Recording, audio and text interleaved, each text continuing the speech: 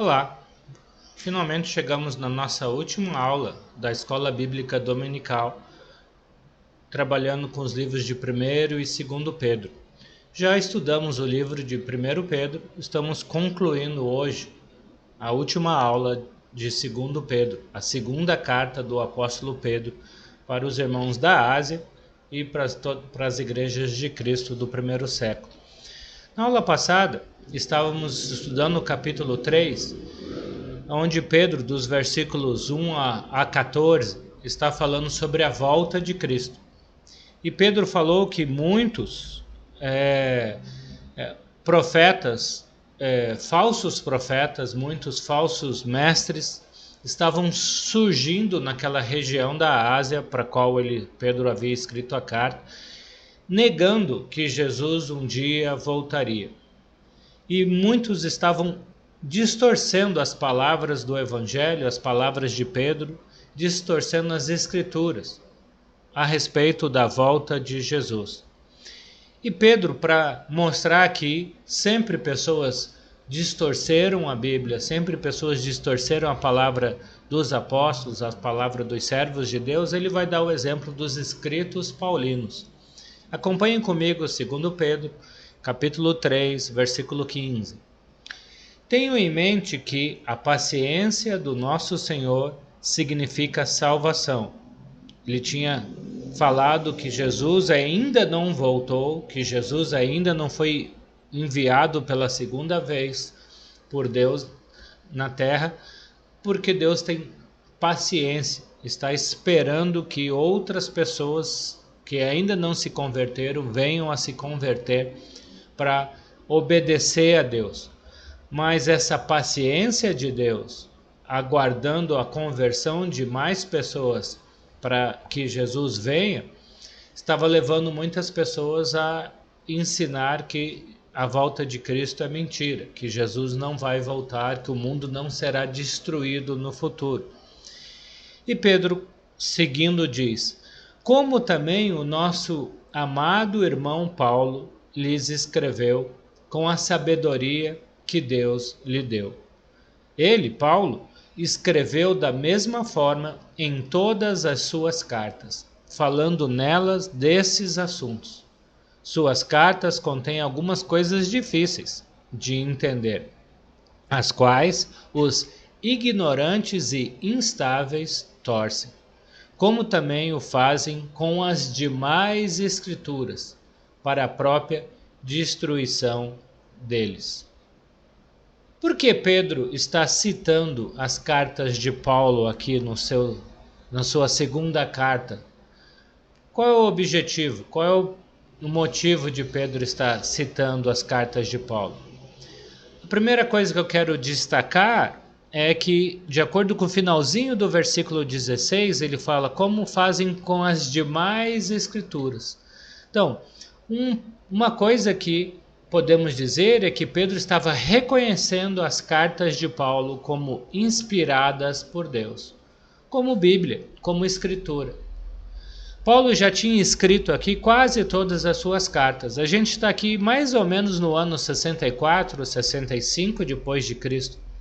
Com isso, Paulo já tinha escrito quase todas as suas cartas. Talvez só está faltando ele escrever, ou nessa mesma época Paulo está escrevendo as cartas para Timóteo e para Tito.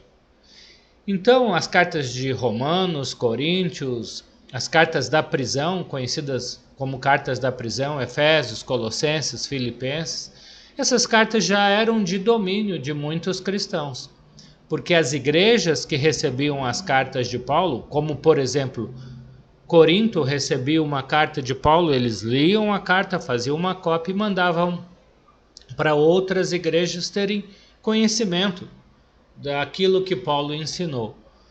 E lógico, foi dessa forma que todas as cartas, as 27 cartas do Novo Testamento, pensando nos Evangelhos, em Apocalipse, todos os livros entre os Evangelhos e Apocalipse, os 27 livros do Novo Testamento, chegaram até nós nos dias de hoje, porque se tornaram cartas circulantes. Pedro já tinha lido muitas dessas cartas e reconhecia essas cartas como inspiradas por Deus. Outro motivo porque Pedro estava citando essas cartas de Paulo, ele estava dizendo que o que ele estava ensinando sobre a volta de Jesus, sobre muitos outros assuntos que trabalhamos aí nessas 10 aulas, estava em consonância com tudo o que Paulo já havia ensinado. Ou seja, a mensagem de Pedro não contradizia a mensagem de Paulo escrita nas suas cartas. Assim como as mensagens de Paulo, né, não estava contradizendo os ensinamentos, as mensagens de Pedro aqui, tanto em 1 Pedro quanto em 2 Pedro, mostrando que a Bíblia é coerente, que a Bíblia não se contradiz, porque apesar de humanamente falando foi escrito por Pedro, por Paulo, por Marcos, por Mateus, por João, na verdade todas foram escritas pelo Espírito Santo. Todos esses homens escreveram o que escreveram, guiados pelo Espírito Santo. Mas apesar de tudo isso, Pedro está mostrando aqui que as cartas de Paulo haviam sido distorcidas por alguns falsos mestres, que pegaram os ensinamentos de Paulo e modificaram algumas coisas, distorcendo a mensagem de Deus. Fizeram isso com o Velho Testamento, fizeram isso com as cartas de Paulo, e Pedro já esperava que iriam fazer isso com as cartas de Pedro. Então, um alerta que fica para nós, discípulos de Jesus, que estamos estudando as Escrituras, que estamos estudando segundo Pedro, é que muitas pessoas usam a Bíblia, porém a distorcem. Usam as passagens, ou seja, usam um texto fora do contexto para criar um pretexto para uma falsa doutrina. Então, Pedro, terminando as suas cartas, nos alerta para que não sejamos enganados por pessoas que intencionalmente ou até por ignorância ensinam a Bíblia de forma torcida, de forma falsa. Por isso ele termina os versículos 17 e 18 dizendo: portanto, amados, sabendo disso, guardem-se para que não sejam levados pelo erro dos que não têm princípios morais, mas nem percam a sua firmeza e caiam. Versículo 18: cresçam, porém, na graça e no conhecimento de nosso Senhor e Salvador, Jesus Cristo.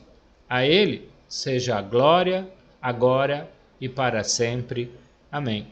Então, as últimas palavras de Pedro, reforçam a ideia que ele trabalhou tanto em 1 quanto em 2 Pedro, que devemos, os irmãos e nós hoje, discípulos de Jesus, não devemos ser levados pelos erros doutrinários, pregados por falsos profetas.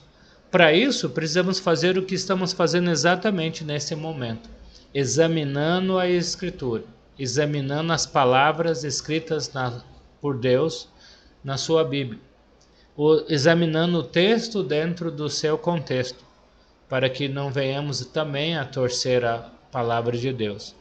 E, finalmente, Pedro termina a sua carta pedindo para os irmãos continuarem firmes no caminho do Senhor. Ele fala que continuem crescendo cada vez mais na graça e no conhecimento de Deus. Assim como Pedro terminou 1 Pedro incentivando os irmãos a continuarem firmes no Evangelho, ele incentiva a igreja, você e eu, a continuar perseverando, estudando a palavra de Deus, estudando as Escrituras e colocando em prática tudo aquilo que temos aprendido. E as últimas palavras da segunda carta de Pedro, são palavras de louvor a Deus, louvor a Jesus.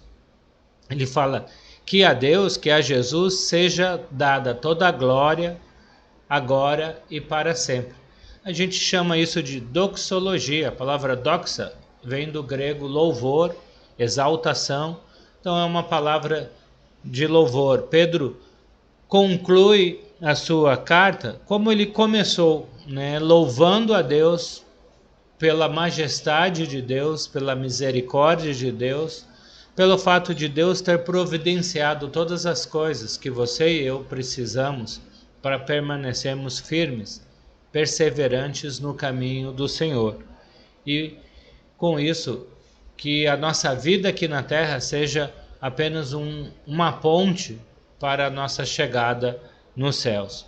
Pedro começou o primeiro Pedro falando que somos cidadãos do reino de Deus, que não pertencemos a esse mundo, que estamos na contramão desse mundo, e conclui falando que Deus está preparando algo muito melhor para você e para mim no mundo vindouro. Mas enquanto isso, né, precisamos ser perseverantes nessa terra, enquanto estamos na contramão desse sistema, porque Deus está conosco, nos fortalecendo. E com isso ele glorifica a Deus, louva a Jesus, desejando que cada um foque em Jesus e não nas coisas desse mundo, para conseguir perseverar.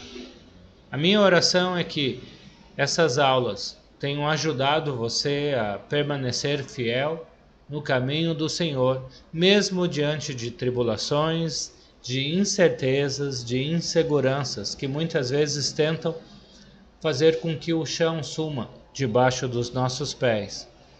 Essas incertezas que muitas vezes nos levam a pensar se vale a pena perseverar, permanecer fiel a Deus no meio de tantas coisas ruins nos abatendo. Pedro pede para você e eu focarmos os nossos olhos em Jesus, em Deus, e confiar que Ele está no controle de todas as coisas. E na hora certa, Jesus voltará para nos buscar e nos levar para o reino de Deus, para a nossa verdadeira pátria celestial. Que o Senhor abençoe ricamente a sua vida e a vida da sua família. Amém.